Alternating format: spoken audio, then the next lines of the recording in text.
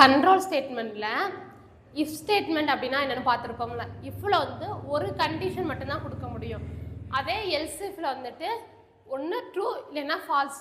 நம்ம கொடுத்துருக்க கண்டிஷன் எதுவுமே இல்லை அப்படின்னா டேரெக்டாக எல்ஸுக்கு வந்துடும். ஓகேவா? அடுத்து வந்துட்டு எல்எஃப் லேடர் அப்படின்னா என்ன அப்படின்னா ஒரு இஃப்பு அதுக்கடுத்து ஒரு எல்எஃப். எப்படின்னா 2 கண்டிஷன் கொடுத்துக்கலாம். 3ஆவதாக வந்துட்டு அது இல்லை அப்படின்னா இப்போ வந்து பயோமேக்ஸுக்கு ஒன்று சிஎஸ்க்கு ஒன்று அடுத்து அவங்க எதுவுமே படிக்கலை வேலைக்கு போகல அப்படின்னா அது எல்ஸில் வந்துடும். ஓகேவா? 2 கண்டிஷன் கொடுத்துட்டோம் அப்படின்னா அது வந்துட்டு எல்எஃப் லேடர். இதோட சிண்டாக்ஸ் எப்படி இருக்கும்னா இஃப் கண்டிஷன் உள்ள ஸ்டேட்மெண்ட்டு அதுக்கப்புறம் எல்எஃப் அதோட கண்டிஷன் கடைசியில் எல்ஸில் என்ன ஸ்டேட்மெண்ட் அப்படிங்கிறத நம்ம பிரிண்ட் பண்ண சொல்லுவோம். ஓகேவா?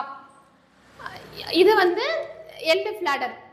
அடுத்து வந்து நெஸ்டட் இஃப் அப்படின்னா என்ன அப்படின்னா இஃப்க்குள்ள இன்னொரு இஃப் கொடுத்துக்கலாம், எல்ஸ் இஃப்க்குள்ள இன்னொரு எல்ஸ் இஃப் கொடுத்துக்கலாம், அடுத்து வந்துட்டு லாஸ்ட்டாக எல்ஸ் கொடுத்துக்கலாம்.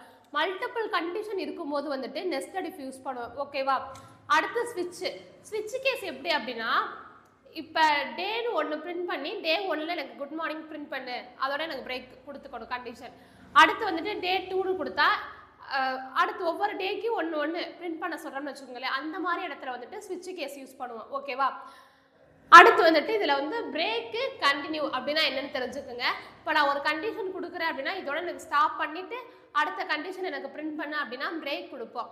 இதே கண்டினியூ அப்படின்னா என்ன அப்படின்னா இப்போ நான் 5 நம்பரை பிரிண்ட் பண்ண சொல்கிறேன்.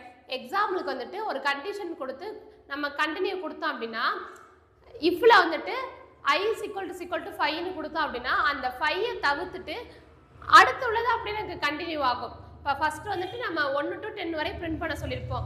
இடையில வந்துட்டு நம்ம கண்டினியூ கொடுத்து 5ன்னு கொடுத்தோம் அப்படின்னா அந்த நம்பரை தவிர்த்துட்டு அதுக்கடுத்து உள்ள எல்லாமே பிரிண்ட் ஆகும். ஓகேவா? இங்கே ஒரு எக்ஸாம்பிள் ப்ரோக்ராம் பார்ப்போம். Hash include SDD IO.h standard input output header file int main கொடுக்குறோம். ஓகேவா? இதில் வந்து நான் டைம் மென்ஷன் பண்ணுறேன்.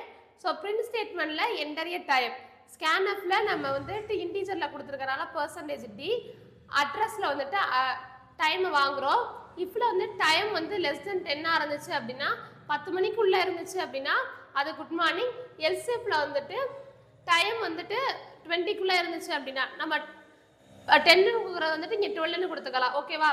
12ன்னு கொடுத்தா எனக்கு வந்து இன்னைக்கு குட் டே, அடுத்து எல்ஸில் வந்துட்டு குட் ஈவினிங். இந்த மாதிரி மல்டிபிள் கண்டிஷன் திரும்ப இன்னொரு எல்எஃப் கொடுத்து பண்ணோம் அப்படின்னா அது நெஸ்டட் இஃப்க்கு கீழே வருவேன். ஓகேவா?